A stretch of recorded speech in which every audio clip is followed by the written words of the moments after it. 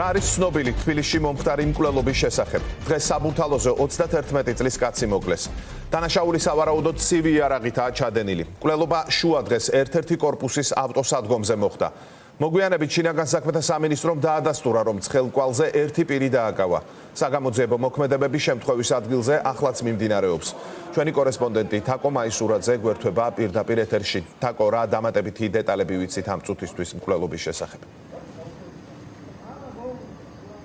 ახლა უკვე 5 საათზე მეტია საგამოძიებო მოქმედებები მიმდინარეობს ჟიული შარტავას 75 ნომერში ავტოსადგომზე მოხდა მკვლელობა რამდენიმე საათის წინ მოკლულია 31 წლის მამაკაცი ჩვენი ინფორმაციით უკვე დაკავებულია მკვლელი ცხელკვალზე ჯერჯერობით უცნობია ოფიციალური ვერსია თუ რა შეიძლება გამხდარიყო დაპირისპირების მიზეზი თუმცა ვრცელდება ინფორმაცია რომ შესაძლოა მკვლელსა და მოკლულ ადამიანს შორის ყოფილიყო წარსულში დაპირისპირება და ეს გამხდარიყო დაპირისპირების მიზეზი ჩვენი ინფორმაციით ასევე დაახლოებით 6 ჭრილობა აქვს მიყენებული ცივი იარაღით გარდაცვლილს და მათ შორის ჭრილობები არის გულის არეშიც გაზრახ მკვლელობის მუხლით არის გამოძიება დაწყებული 100 მუხლით და ეს მუხლი ითვალისწინებს 15 წლამდე პატიმრობას მეზობლების თქმით აქ არ ყოფილა რაიმე განსაკუთრებული ხმაურიან დაპირისპირება და არ გაუგიათ არც ცეცხლსასროლი იარაღის ხმა შესაბამისად ეს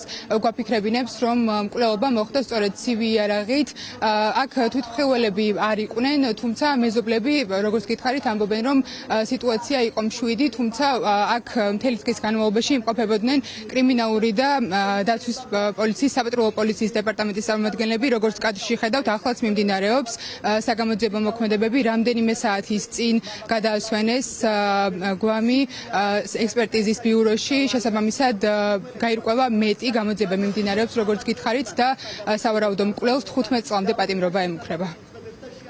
საგამოძიებო მოქმედებები მიმდინარეობს შესაბამისად დაელოდეთ ინფორმაციას და მიიღეთ ყველაფერს. რა არის ამოღებული არ შეგიძლიათ? საგამოძიებო მოქმედებები მიმდინარეობს. 31 წლის მამაკაცი არის ჩვენი ინფორმაციით რა საგამოძიებო მოქმედებები მიმდინარეობს დაელოდეთ. ხმაური და დაპირისპირება არ ყოფილა. მე რომ მოვედი ახლა ყველა პოლიცია იყო უამრავი ხალხი მეტი არაფერი არ ხომ არის მომხმარებლისგან გავიდეს ასე არ ვიცი. ყველანი ისე დროს მოვედით უკვე აქ მანქანების ტევა არ იყო პოლიციელების. მომხმარებელი. მანამდე მომხდარი იყო აშკარად. თუმცა მომხმარებელმა გითხრათ რომ მოკლეს. მომხმარებელმა მითხრათ მოკლეს, მე არ ვიცოდი რა მოხდა. საგამოძიებო უწყება ამ დრომდე მეტ ინფორმაციას არ ავრცელებს იმის შესახებ თუ ვინ არის სავარაუდო მკვლელი როგორც ხედავთ აქაც გრძელდება საგამოძიებო მოქმედებები განზრახ მკვლელობის მუხლით არის დაწყებული გამოძიება ასევე ჩვენი ინფორმაციით შესაძლოა მოკლული იყოს კავშირში კრიმინალურ სამყაროსთანაც